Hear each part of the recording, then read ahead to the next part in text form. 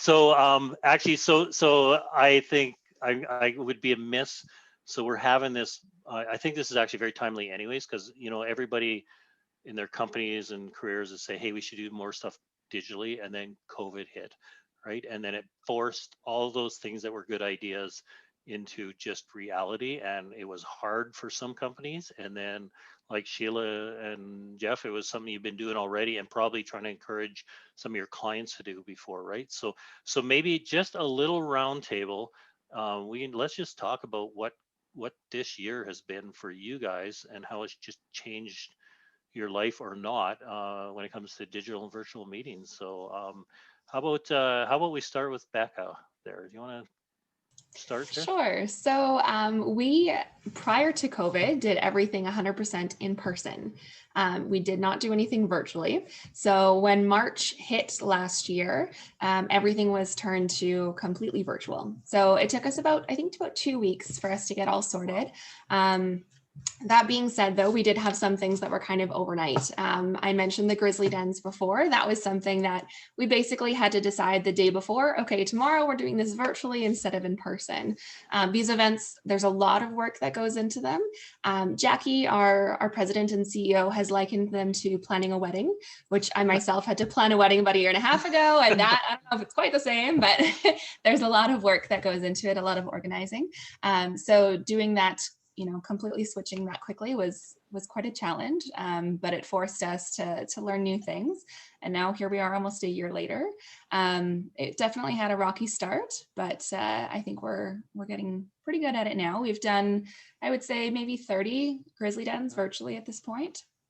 And those are a really great opportunity for people to get more familiar with Zoom as well. It's kind of like an interview in the sense that there's a panel of Grizzlies, which are senior managers and executives from around what used to be Calgary and is now really just anywhere in Canada.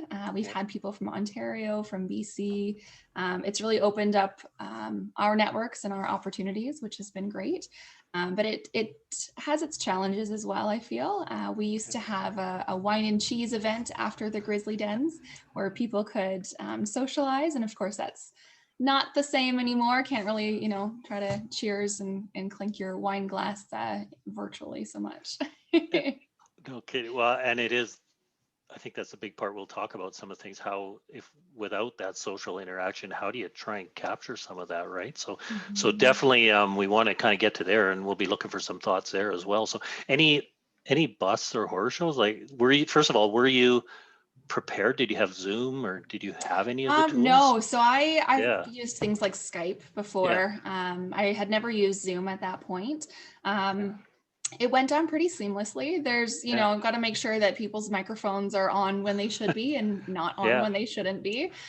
So being the host, it's always my responsibility to try to make sure people are muted, especially because we do record our sessions. So trying to make sure that things run smoothly. I think because I'm so efficient, knock on wood and whatnot, we haven't had any major horror stories. So that's been really good. Well, I can personally say that it seems to go flawless, and from I think I was in one of the fairly early ones, so it actually, even now, I'm surprised that you guys had never had that in place, because it looks like you did it well. So thank you.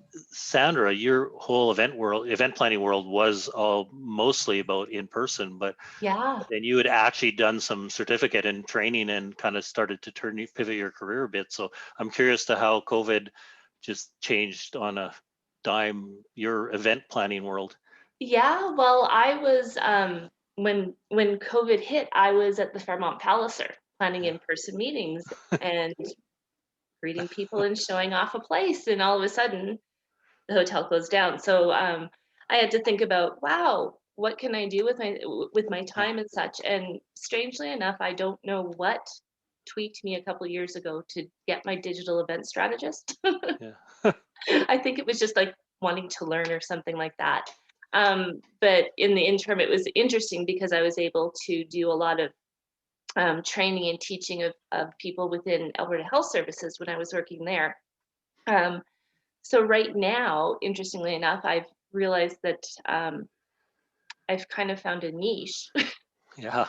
Which Ron and Julie helped me find. I credit them, and Becca too.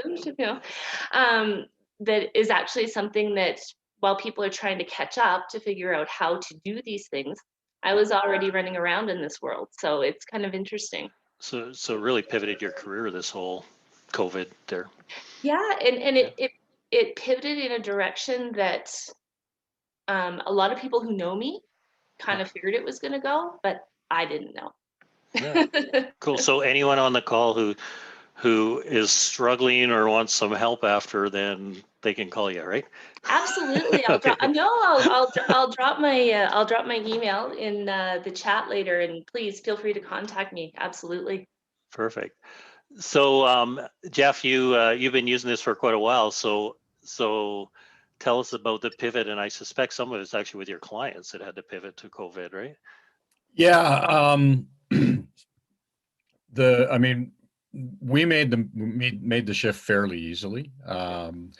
But yeah, a lot of hand holding with clients who just weren't ready, trying to coach them to doing an online thing, to taking a meeting this way. A lot of companies, well, Ron, from the oil patch, if they'd call you down, you jump in the truck and drive to Edmonton for a 30-minute meeting so you could drive back. Right. That doesn't happen anymore. Thank God. Although my Aeroplan account isn't nearly as healthy this year as it was last year. But yeah, a lot of it was just being patient and recognizing that a lot of our clients just aren't used to doing this. And so things went a lot slower at the beginning than we would have liked.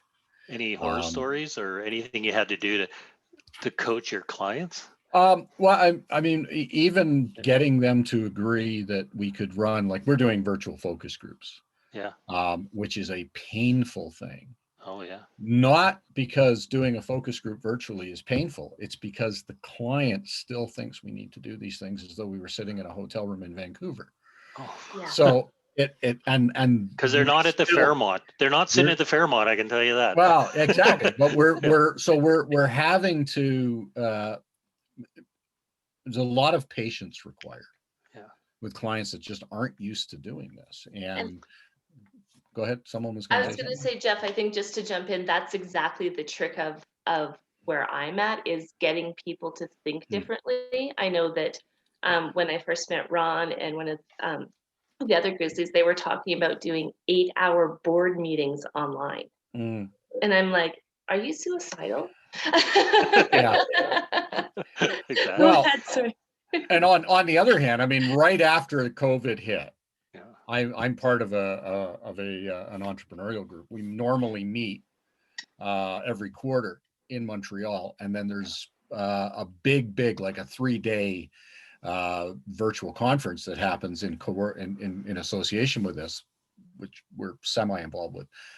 That's like 500, 600, 700 people. Yeah. And they pivoted to doing it fully online in 7 days. Wow. Which was absolutely amazing. And it went off without a hitch, which blew me away. But creating that time and that space in those events, like to sit in a room for 8 hours, it's painful at a live conference. Yeah. Zoom fatigue is real, and you have to create cut things down and create the space around it, because otherwise, you blow people up. So we're gonna really get into some of the creative and good ideas. I'm actually going to share. So I get to share a bit too, right? Because I have some clients, and a lot of them are remote, and some of them, the psychology of doing a Zoom meeting was difficult, let alone the technology, right? Some of them, I literally finally, for some of my clients, as a client gift, I would go to Staples or to Best Buy, buy a set of USB headsets and send them to them as a gift, right? Because I couldn't stand anymore to be in a meeting where they couldn't actually be part of the meeting, right? And little things like that. And it took, I think, probably a couple months in before it finally felt like we had some functional meetings with clients. And finally, I realized that some of them are just psychologically not, they don't even know how to wear, they just never wear a headset before, right? And things like that, right? So it was really, and now amazingly now we're past that, but it was pretty painful, that shift, right? So and I think, Sheila, you've had some experiences right at the beginning too, right? A bit about that shift. Yeah, I did. I found that I was facilitating a lot of in-person sessions before, particularly all day, professional sessions, very like Jeff. And I had to redevelop a lot of my structure so that I could I found I was pre-recording a lot of sessions. Those snippets of background information that you need before you go into having the dialogues. So I found I was having to do that. So I had to become a recording artist and find good software. And I know we'll talk about that. And find a way of communicating a lot of information to a lot of people without boring them to tears, frankly, because it's so easy if you have to be the lecturer, and providing a lot of information that people weren't aware of, then, someone's going to go to sleep because they're just sitting there watching, they haven't managed to get their second cup of coffee and they're just going to go to sleep. So had you ever done pre-recording before? Is that something new that you just had to start doing? I had done a little bit. What I had used was PowerPoint has a function for doing voiceover. And so I was doing that, but no, I'd never done a video pre-record or anything like that.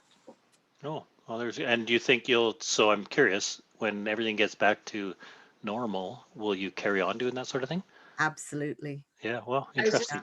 I was gonna say that's actually something that's you guys are all like best practice masons and we didn't guys. we didn't pick any panel. We picked I'm the just best. gonna sit here and listen. But one of the things that they talk about as well is when I'm a bit of a geek. I read a lot about virtual meetings and such, and they talk about pre-recording sessions also, so that if you have a bunch of people that are participating, that you can actually be in the chat and have conversations with them that you might not be able to have when you're speaking in person. And they actually have done a little bit of research, and a lot of people don't realize when something's recorded versus live until you pop in live. So awesome practice, Sheila. Cool. Just like we talked about, some people's Zoom, their virtual background, is that really them, or is that some recorded thing they've placed on there to make you think they're part of the meeting? So, hey, maybe I'll actually, we got a nice group here, but I'd be curious, and we'll just spend a few minutes. If anyone that's participating has any just either horror stories or any things you want to share just about this transition when COVID hit of going to Zoom, because definitely there'll be some other people who have joined us who might have something of value to the whole group here. Is there anyone who wants to just weigh in on a point or? I'll say about Zoom bombing, and Ron, Rose and I were all on that Zoom bomb. Yes. And that was where the password had been published for the session. And so anybody, trying to get anyone come join us, not realizing the danger of that. And we got Zoom bombed, and I think everyone sort of went away and hid for a few days.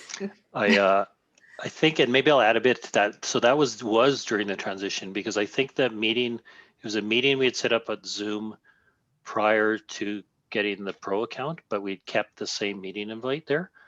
So I think actually that's when we rebooked the meetings, and and fortunately I was spared it because I was just logging off when the Zoom bomb came in, and it was pornography actually, so it was pretty bad.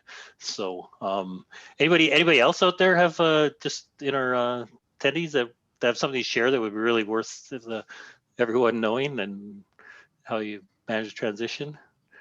Hi, this is Chanel Sandra. Good to see you. Sandra and I used to be co-workers, and used to actually sit next to one another in the old world.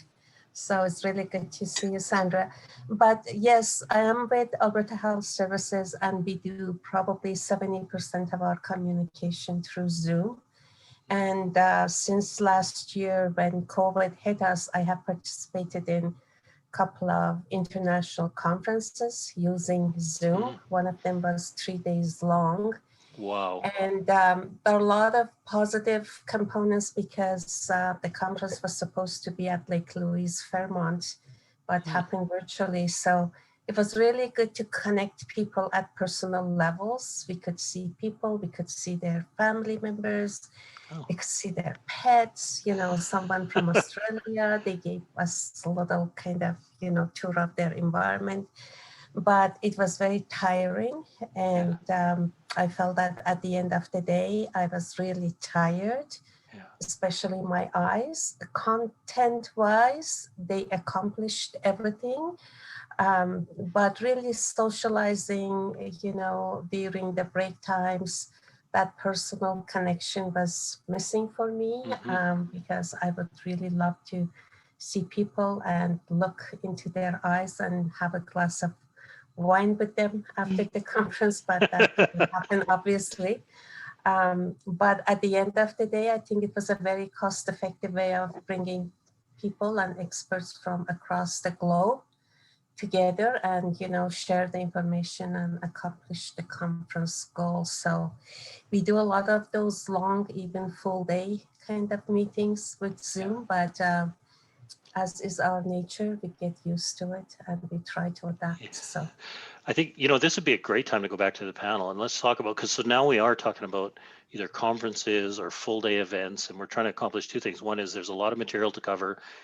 You want a bit of social aspect, right? And not have Zoom fatigue. And I would say a lot of these now, you know, you used to use a conference for people to get to know each other. You know, a lot of the getting to know and the really interesting stuff happened from collaboration and networking, right? Which now is different. So I'll just throw it out to the panel. I think all of you have touched on some conferences or large events. So maybe actually, Beck, if I can start with you, because I know that's something you kind of have to manage on a regular basis, right? Yeah, sure. So just to clarify, you just want to know kind of what we do to keep Yeah. them out? Well, and you have long days, so then maybe Yeah. we'll pivot a bit to things that are like a full day. Mhm. You got to keep people engaged. You want them to get to know each other, and I think that's part of really what you guys are doing, right? Yeah, for sure. So for us, when I am moderating again the Grizzly Dens, I try to offer bio breaks. So it's really important to get up, to stretch, to go grab water or coffee, or look outside for a couple of minutes just to kind of stretch your eyes and remember that you don't want to stay planted in one spot all day. Sometimes I need to take my own medicine a little bit more to heart, I feel like. But it's really important to make sure that you're changing your scenery, you're changing what you're doing. And if there's any way that you can make it a little bit more fun. I know not so much for our Grizzly Dens because they're more on a professional front, but if we have team meetings, I've got a bearded dragon. Sometimes it's fun to bring him out and just to kind of break things up a little bit and make it a little bit more fun. No, really important to take breaks. Maybe I'll ask you, because what I know is you also build cohorts, right? Yes. And I know they build real community, and I think Yes, now absolutely. some of them have never met each other. So how do you build that community when they really, that cohort spending a lot of time together, right? Totally. So we have new groups that start every month. At the beginning of the month, we'll have an orientation so that they can kind of meet each other, and everyone's going through a very similar experience. So they likely have lost their job. They may have been unemployed for a month, could be a year. Everyone's in a different boat that way. But I feel like when you're not working, you feel a little bit lost. I can speak from personal experience. You need to have something or someone to connect to. And so we provide these people with a cohort of 20-ish people, people that they can work with, that they can say, I'm going through this tough time too. And so they can relate that way. And just being able to work through the program, to ask each other questions, to hold each other accountable. Sandra can speak. Yeah, well, actually, it might be a good idea, Sandra. You were on the other end of that. So sure. Yeah, and I was going to say the cohort sessions, I actually missed one this morning preparing for this presentation. We're still in contact, even though we finished the formal part of the program, but that kind of became our networking opportunity. And that's something that with conferences and different boards and stuff like that, to actually create a little bit of community, not just a bunch of people that need to learn, is really interesting. It's a little bit more informal, bearded dragons, dogs, all that kind of stuff appear. But you really, spouses come in and it's just like, oh, this is who I was talking, But it actually serves as a really great way to build community. And I think it made for our cohort anyways, I think it made us work together when we were in the business sessions with Higher Landing and Becca. So do you have any tips? Are there any formal or tips, things because if you, if you actually have ideas how to build that, then you can actually make informal work really well. But any tips on how to build that collaboration in that informal and course? I think part of it was a little, obviously being in a like-minded situation, I guess is the best way to put it. That's a good way to do it. People gravitate towards those who can work together. Yeah. We did started out like a proper meeting, like what was the last book you read? What'd you eat for breakfast? You know, that type of thing to get people talking. There's a lot of different ways that you can build community just by moderating and inviting people in. I mean, people have time. They're at home right now, even if you're working, you know. So what would a good moderator do to build community? And I'm thinking actually people that are going to spend lots of time together, right? So that it's not just functional. There's actually a sense of camaraderie. I think it's really important to, sorry, Sandra. No, go ahead. Go. I was just going to say, I think it's really important to make sure that everybody feels heard and involved. And so if someone is maybe a little bit more shy or reserved, you know, just asking them a question of, you know, how's things going today? Or how's COVID treating you? Or one thing that I will mention that Jackie talks about, something that she actually came up with is IP. So most people know that as intellectual property, whereas Jackie has coined it as what's important and what are your pain points. So that can be good in an interview, that can be good in any kind of setting. So, you know, what's going really well for you? What are some things that you're struggling with? So whether it's an interview, maybe that's something that I can help you. If you hire me, you know, this is what I can help you with. But I feel like just in a personal point of reference. Yeah. If you're asking someone, you know, if you're asking them those specific questions that kind of get them thinking, it can help them to feel more involved and want to share more. And it's funny because I haven't met any of my cohort in person. We're waiting for the big rager at Mark's house when we can all meet again. You're invited, Becca, Ron, Julie, you can come too. And I just wanted to say as well, like with our group sessions, we do schedule them once a week, and then people will kind of schedule them more. So we have people that came through in July that are still meeting up on a somewhat regular basis. They've really built a community then. Absolutely. Right. So Jeff, actually you and both Sheila are involved in kind of international different groups where they're around the world. So that part of building that, do you find there's ways to build that community and collaboration at a distance like that? Go ahead, Sheila. One of the challenges, of course, when you're working with international groups is the time zone. And finding a time that is suitable for everybody or the majority of people. I have had sessions where it's 2 a.m. in the morning for some people, but they were so keen to join that, you know, they're going to join. So engaging them is a little different, but it's acknowledging where they are and where they're at, you know what I mean? So if it is 2 o'clock in the morning, appreciating that and, you know, recognizing that and asking them, how can we help you to stay awake? Jeff, one of the things that, I guess 2 rules. One is a lot of the cool stuff that happens outside of the conference environment at a conference is planned, right? I mean, some of it happens organically. Usually there's a mixer or something at the beginning and they'll have a lunchroom where people get, you know, and you're encouraged to not sit at the same table with everybody all the time. One of the conferences I went to, they had a virtual mixer, like 500 people in a room like this. And they had co-hosts who would pull people out and throw them into breakout rooms for 10 minutes at a time to get to know randomly. Like just you didn't know where you're going to end up. Yeah, boom, there you go. You're in, and now you talk to people, right? And what happened in those? Was they facilitated or were just people getting to know each other, the same as they would if they were wandering around, a big party, which was really cool. Lunch and breaks often were programmed times. And again, you're thrown into a breakout room with a bunch of people with a topic to discuss over lunch. Just Sandra, to get things going, right? Sandra, I see you have an idea on that. I was going to say, I was actually lucky enough to be part of a virtual Christmas party, which I know that Suzanne was also part of as part of my professional organization. And it's actually a platform that you go in and it's a room that looks like a banquet room and you can see who's sitting at the table. and Oh, you can wow. go over and plunk over and be like, oh my gosh, Ron, I haven't seen you in ages. How are you doing? And then we have our conversation, and then I'm like, oh, Sheila, wow, I'm going to go talk to Sheila. And then what they also have the capacity to do is have that fun element, the networking element that everyone is missing, and have a comedian, or else they have a trivia room, or a lounge room where you can just sit and talk and things like that. And it went to sort of the next level that we even had boxes that were sent to our house so that we were all snacking like we were at a party. Awesome. Well, so what was that platform? It's called, shoot, I wrote it down. Yeah. Well, I will I'm gonna, jump into- while you're doing it, I'm actually gonna just take this pivot a bit, because I think actually we would be amiss if we didn't talk about some.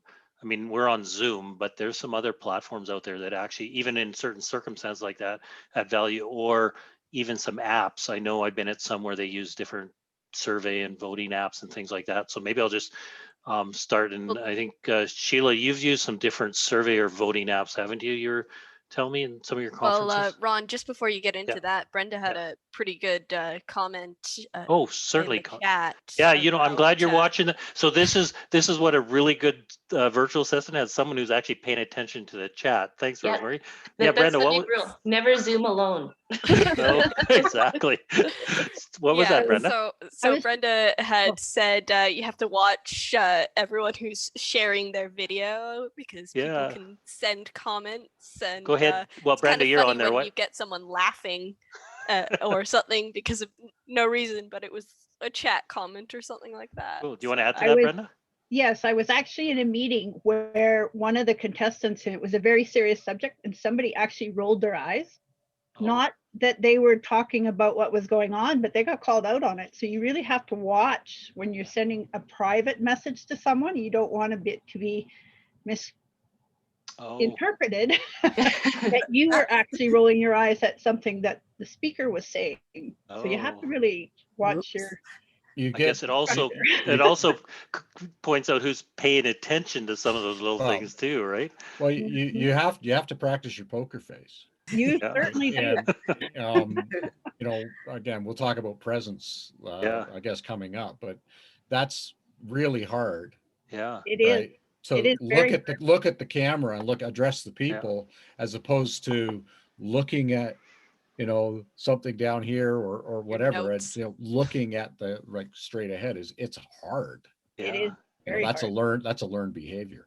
And again, I know we talked about being live or on Zoom, but if you're Zoom with photo, it can be exhausting because you really have to be on the whole time, right, with video and everything. So anyway, is there other tools or apps that we want to talk about that really help with virtual meetings? There's lots actually, and I just Sandra posted it's Connect Event Hub, and I was in an event. It wasn't as sophisticated as the one she was in, but the food, I must say that having food delivered or with pickup places is fantastic, so that everyone's got the food at the same time. It's set. You don't want to eat because you don't want to eat on the camera. It's okay drinking, but food is a bit different. Okay, so digital meeting technology, Zoom obviously has come into its own. MS Teams, if I'm working with clients, it's Teams. WebEx is a little sort of passé now, but there are a lot of corporates that are still using it because they have strengthened up their technology. They've locked everything down. It's very secure.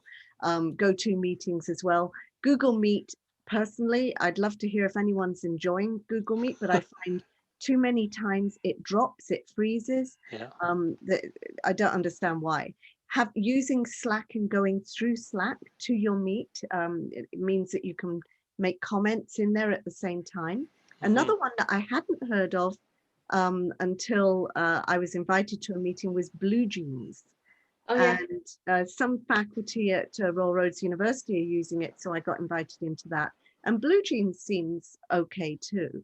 I think the biggest thing is to verify with everyone, what do you commonly use? I like Kelly's comment of the schools are the ones using Google Meets constantly. Google Classroom.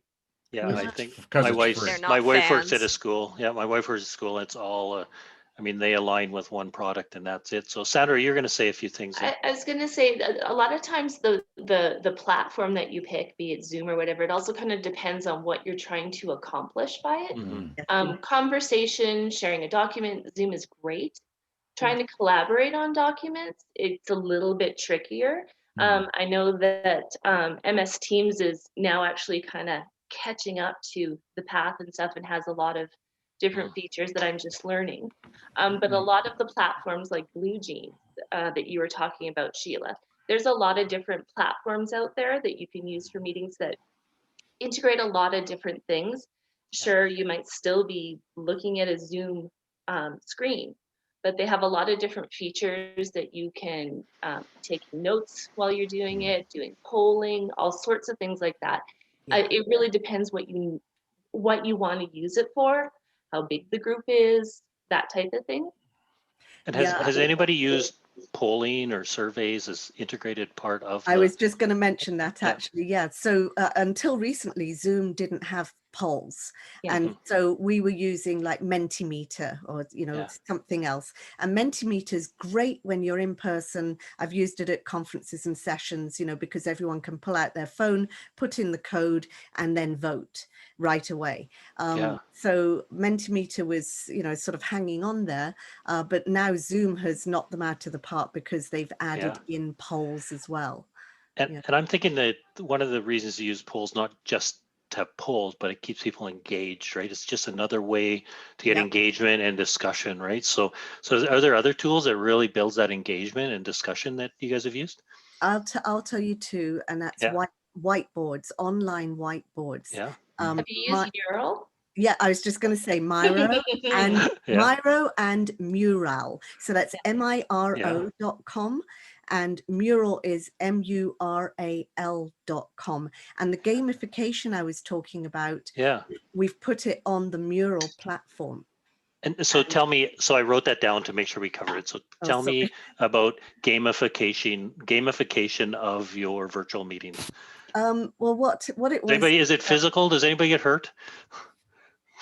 There's lots of no one's hurt, but think of a board game, but then you're putting it online, and in fact, that's what we did. I've got some colleagues in the UK. They developed this corporate snakes and ladders game, and it was a board game, and they realized they needed to go virtual very fast, and they managed it.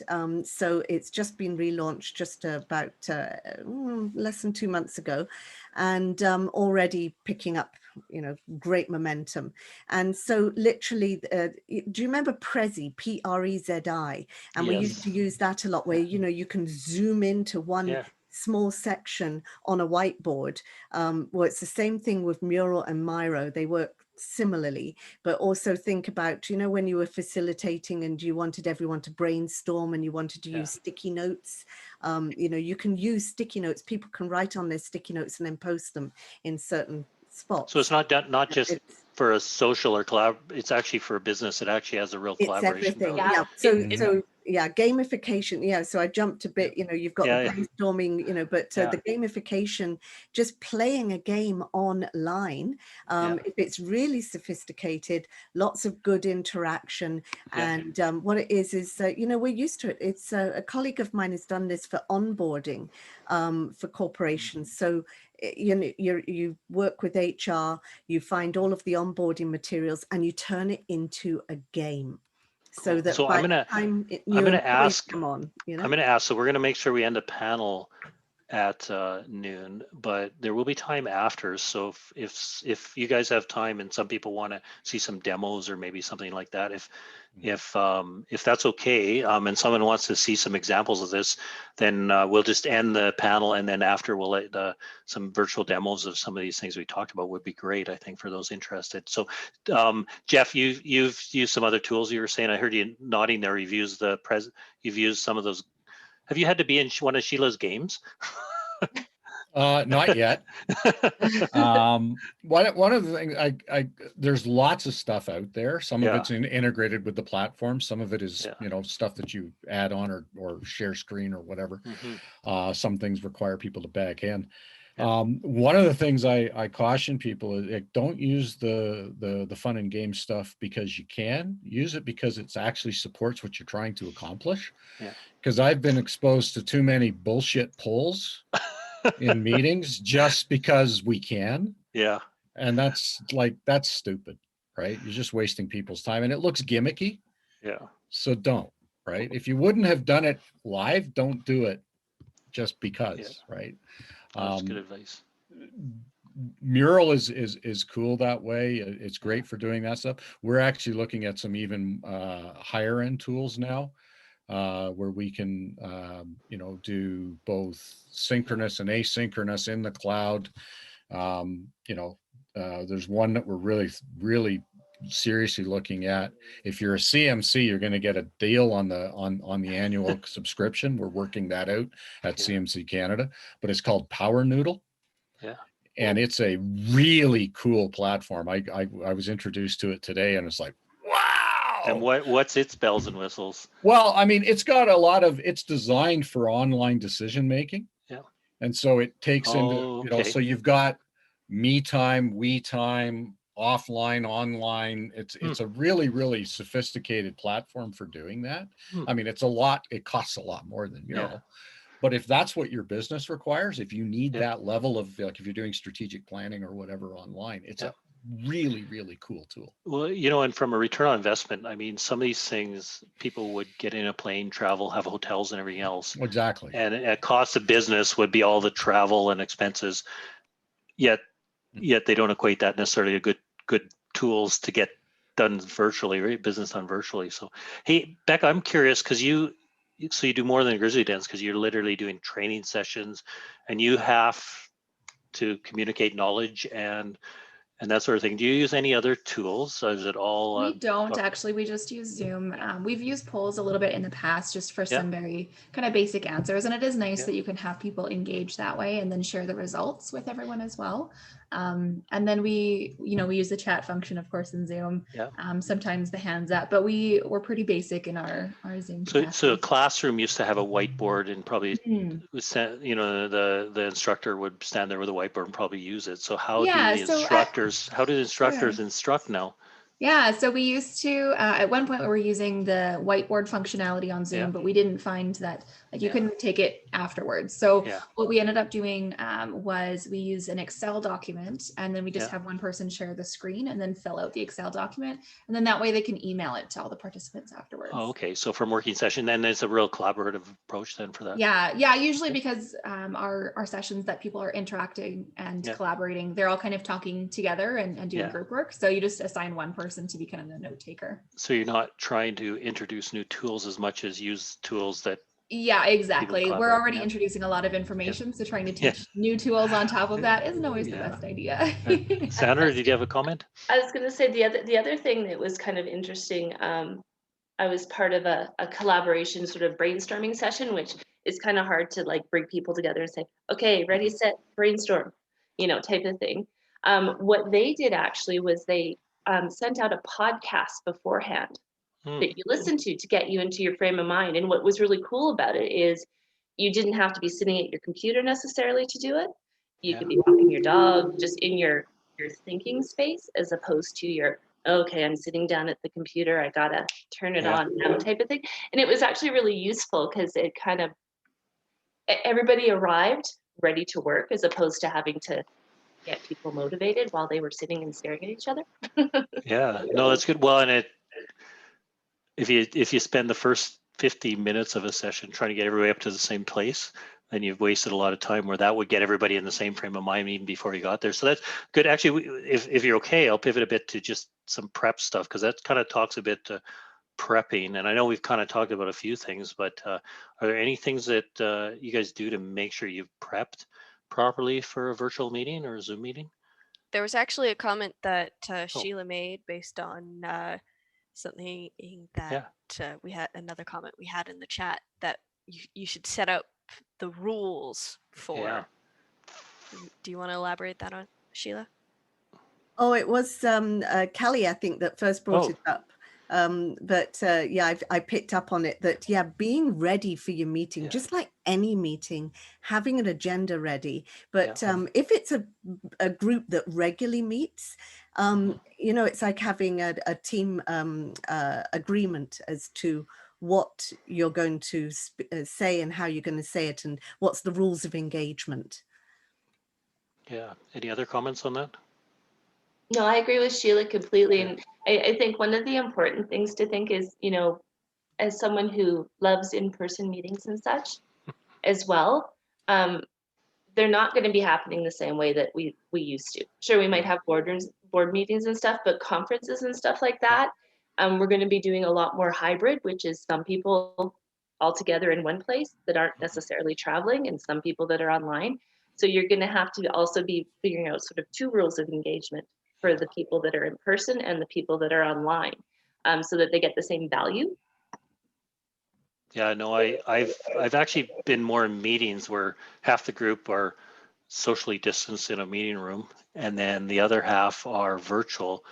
And what I found is immediately all the conversation defaults to the people in the room, right? Because they're present, right? And then the rest of the people they kind of have to butt in, and if they're not seeing video, and say if it's just like a more conference call, they're less present than the people that are present, right? So that always concerns me in the future if they do that, right? Well, and it's interesting. Oh, go ahead, Sheila. I was going to say, you're probably going to say the same thing, Sandra. I was going to say, you have to have a strong facilitator that ensures that everybody has that voice. Some people will put things in chat. So having someone like Rose checking the chat at all times, because your technology goes down as well. Suddenly your microphone's not working, or, you know, or your video. So it's that allowing everybody to have that voice and ensuring that you're listening to everyone. But, you know, what I was doing in person was around the room. If we did have people online, we'd actually have their picture stuck on a chair so that you could see that person and think about them. Especially now with their 6 feet apart, there is an empty chair you can put it on too, right? Exactly. It's interesting because people. Go ahead, Jeff. I was agreeing, like, the empty chair. I was going to say, because it's really interesting because a lot of people are like, hybrid, oh no, but I can bet that all of us have been part of a hybrid event, not just a formal meeting. And you know how I know? Because I bet you've watched a hockey game or a football game where you have the people at home that have to be entertained, engaged differently, and the people that are there that are engaged another way. And that's where we're going with meetings. I have to say that the professional sports have taken it to a next level, because if you watch it, they've introduced the atmosphere, right? So we haven't talked much about that, but at that level, they've actually imposed an atmosphere into the broadcast, because there's no one sitting in the stands, and you would swear, right? And I heard some of them have worked with like the game companies because they've always had to put the atmosphere in virtually. So they've worked with them to get it in, but it's an interesting point. So how do you virtually create an atmosphere for business meetings that might be similar to what people expect in person? We'll talk offline. Yeah, exactly. That's what you're here for, right? That's my jam. Yeah, exactly. So, but it is the next level of it's kind of the next level of virtual, right? Where you actually feel like you're in the event. I suppose 3D would be the next thing, right? So just like Star Wars. Yeah, holograms. It's going to be Star Wars. I think that's coming. Yeah. It is. Right. So the idea where you'll be sitting around a conference table with a bunch of holograms who are someplace else, but for all intents and purposes, you're all in the same room together. I think that's what's next. VR. You know, and we talked a bit about the shadowy people. Yeah. We talked about the psychology of it. I think actually this COVID year has actually now changed the psychology, because there'd be always the people, I'll never do that. I'll never do that. I'll never do that. Now they've had to, right? So there's probably an easier transition to even more technology, right? So yeah, maybe I'm gonna just pause just for a little second, because we got a bunch of people here who have some great experience tuned in. Is there anyone who's just dying to share something that we should all know about that has tuned in? I know some of you have been really good at sharing it on the chat. Be happy to get some input from you guys. I've got one tip as Sure. people are thinking about Yeah. that, and that is that if you've got a large group coming in and to make introductions, rather than introducing yourself, buddy Yeah. people up. I've done this in person as well, where Yeah. you say, Becca, can you introduce Sandra? And it keeps you succinct, but it also introduces you more to other people. And it's a great way of speeding up, frankly, the introductions. It's actually, it's interesting to say, because that's just totally an icebreaker tool that I've used live that you could actually apply digitally, right? Yeah, absolutely. Yeah. Good. Well, you know, we're 5 minutes left. So maybe what I'll do is, first of all, say if anybody wants to stay behind, the panel's offered to stay and do demos on anything. So certainly stay behind, but maybe what I'll do is I'll just do one last round table there. And I know I sent them out 100 questions and we haven't covered hardly any of them, but we've really talked about most of the topics there. But if maybe we can just do a quick roundtable, any final thoughts or anything we missed, panel, that you really think are worth sharing, and we'll kind of close it off there. So Jeff, do you want to start? A quick tip. When you've got a big group and they're from all over the place, use the rename function in your window to tell people where you're from. Oh, that's really good. So tip. you can just go to rename and go, you know, Jeff from Calgary. I see it right there. You know, and or whatever you want to call yourself, Cowtown. Right?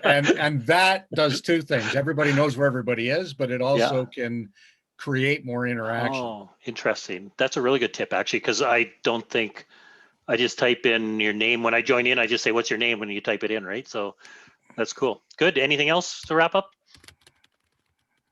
Nope.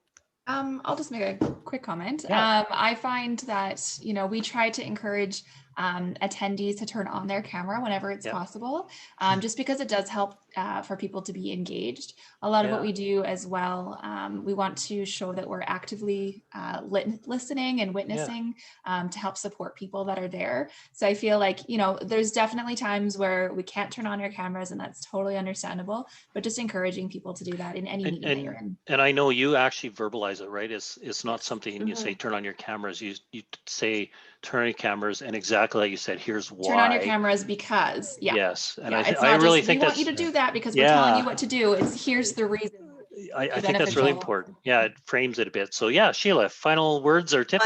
Final one is that I was in a meeting the other day where somebody's kid had been on Zoom just before, and they'd put up, you know, there's the, you can put those cartoon things so that you've got mustaches and things on, and they didn't know how to get rid of it. And it was a very formal meeting. And they were desperately going through trying to work it out, but they did look rather entertaining. So I have to, on that note, I have to tell you a little tidbit. So I actually have I'm using my PC and my desktop, but on my laptop, I have it set up and it points up. But I always, if I have the light on, it literally looks like the light is a halo around my head, right? So I'll get there and go, oh, phooey. Just give me a sec. I'll turn this light off because it looks fairly pretentious, like I'm some sort of angel or something, right? So yes, little things like that. Well, Sandra, you get the last word before we wrap this up. I was going to say, this isn't, as I would say, this isn't science rocket, but as a guest or a presenter, it's really important, and we've all done a great job of it. Frame yourself in the screen and be lit properly. So many times you're just like, it's really nice that you have your camera on, but I can't see your face because you got the window behind you. So that would be my thought, is it really helps for presenters and for participants if you kind of get yourself ready and sort of in the game, because it really adds value to the meeting. Perfect. That's a great tip. So thank you, panel. I appreciate you being part of our virtual panel. I would encourage anyone who's on here, if you have any questions or you want to connect, you have the names, and I think and if you do need to know any more information or trying a way to connect, certainly Rosemary can connect us. And oh, Mike, is that a hand up? Look at that. Is that, oh, that's a clap. That's a clap. Sorry, it clears how often. Sorry. So thank you guys. And I'll just say anyone wants to stay behind. The panel said they'd be available for demos and stuff. And Rosemary, you get to close us off with any. All right. Well, we've got a few people posting their emails. Yeah. If anyone's interested in connecting with our panelists, Jeff and Sandra have posted their email for you. We've also got, if you, our resource. Also, if anyone's interested, we have us. an information session happening at 1 o'clock today, so in an hour. So if you're interested, perfect. send me an email to learn more. Okay. All right. So, And do we have your email on there, Becca? Yeah, All I just right. posted Yeah, it on yeah, I saw it in there. right. All right. And yeah, feel free to connect with us at Resource YYC on any of our social media and know more about these kind of events and panel sessions. So you can keep yourself up to date and maybe get some good ideas. So thank you for everyone for joining us, and we hope you have a great day. Thanks, Rosemary. Okay. Thanks and so if anybody much. wants to stay on, feel free. Thank you. Bye.